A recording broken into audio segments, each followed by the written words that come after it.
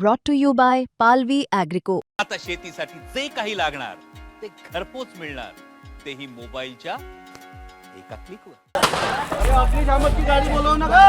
ये गाड़ी अलग करो, एम्बुलेंस अलग करो। ॲम्ब्युलन्सची व्यवस्था नाही आहे इथे, ना अग्निशामकची इथे व्यवस्था नाही आहे इथे। काही 12,000 रुपयामध्ये बिचाऱ्यांचं शोषण होऊन राहिलेलं आहे। सर, सर्वात पहिले तर यांनी मृतकाचा आकडा अजूनपर्यंत घोषित केला नाही आहे। जर या बारूद कंपन्या आमच्या काटोल मतदारसंघातून जर बंद केल्या नाही तर आम्ही या कंपन्या चालू देणार नाही। नागपुरातील काटोल जिल्ह्यामध्ये असलेल्या राऊळगाव या गावामध्ये SBL एनर्जी नामक एक कंपनी आहे। या ठिकाणी बारूद बनवण्याचं काम होतं। बारूद बनवण्याची ही फॅक्टरी असल्याचं सांगितलं जातं।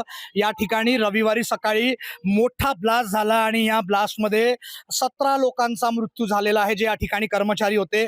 15 पेक्षा अधिक लोक जे आहेत ते गंभीर स्वरूपाने या ठिकाणी घायल आहे। त्यांचा उपचार जो आहे तो नागपुरातील विविध खाजगी इस्पितळांमध्ये करण्यात येतो आहे। आपण बघू शकतो आहे SBL एनर्जीचा हाच तो परिसर आहे। मोठा पोलीस बंदोबस्त या ठिकाणी तैनात करण्यात आलेला आहे। खरं तर या ठिकाणी 17 लोकांचा जो मृत्यू झालेला आहे दुर्दैवी, त्यामध्ये अधिकांश या महिला कर्मचारी या ठिकाणी असल्याचं सांगितलं जात आहे। नागपूर जिल्ह्यातील काटोल तहसीलमध्ये येणारं हे राऊळगाव नावाचं गाव आहे। या ठिकाणी हे SBL एनर्जी नावाची कंपनी आहे, त्याचा हा परिसर आहे। रविवारी 35 या ठिकाणी कर्मचारी काम करत होते। मोठी घटना झालेली आहे। 17 लोकांचा या ठिकाणी कर्मचाऱ्यांचा मृत्यू झालेला आहे। 15 पेक्षा अधिक या ठिकाणचे जे मजदूर आहेत ते गंभीर घायल आहे। त्यांचा रुग्णालयामध्ये उपचार सुरू आहे। आपल्यासोबत या ठिकाणचे लोक आहेत। काय सांगाल, नेमकं काय घडलं होतं? सकाळी 6 वाजता इथे ब्लास्ट झालेला आहे। मी महाराष्ट्र राज्य बारूद फॅक्टरी मजदूर संघटनेचा अध्यक्ष आहे। इथे त्या प्लॅन्टमध्ये 35 लोक महिला आहेत, 2 लोक फक्त पुरुष होते आणि तो ब्लास्ट इतका भयंकर झालेला आहे की त्याच्यामध्ये 18 लोक जागेवरच मरण पावलेले आहे। बाकी लोकांना नागपूरला अलग अलग याच्यामध्ये पाठवलेलं आहे। पण ही इतकी बेकार व्यवस्था आहे की इथे यांचे मिनिमम वेजेस सुद्धा हे देत नाही आहे।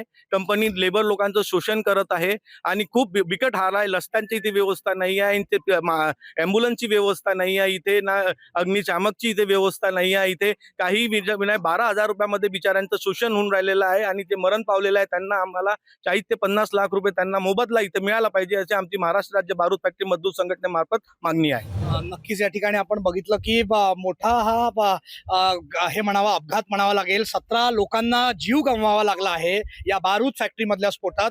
15 लोक जखमी आहेत, त्यापैकी अधिकांश हे गंभीर आहेत। सर, सर्वात पहिले तर यांनी मृतकाचा आकडा अजूनपर्यंत घोषित केला नाही आहे। काटोलमध्ये SBL असो, सोलार असो, दरवर्षी वर्षातून 2-2 वेळा ब्लास्ट होत आहे आणि आमच्या इथे मोठ्या संख्येने गोरगरीब लोक इथे मरत आहे आणि हे मुद्दाहून आकडा घोषित करत नाही आहे।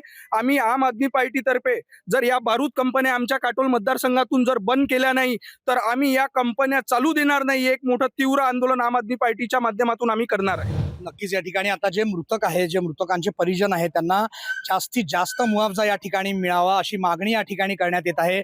परंतु एक नक्की आहे की गेल्या काही वर्षांमध्ये नागपुरातील काटोल जिल्ह्यामध्ये मोठ्या प्रमाणात बारूद बनवण्याच्या फॅक्टऱ्या या ठिकाणी आहे आणि मोठ्या घटना यापूर्वी सुद्धा घडलेल्या आहे। आज झालेल्या घटनेमध्ये 35 कर्मचारी काम करत होते, त्यापैकी 17 लोकांचा मृत्यू झालेला आहे आणि 15 जे गंभीर रुग्ण आहे त्यांचा उपचार नागपुरात सुरू आहे। त्यापैकी बहुतांश लोकांची प्रकृती ही चिंताजनक आहे।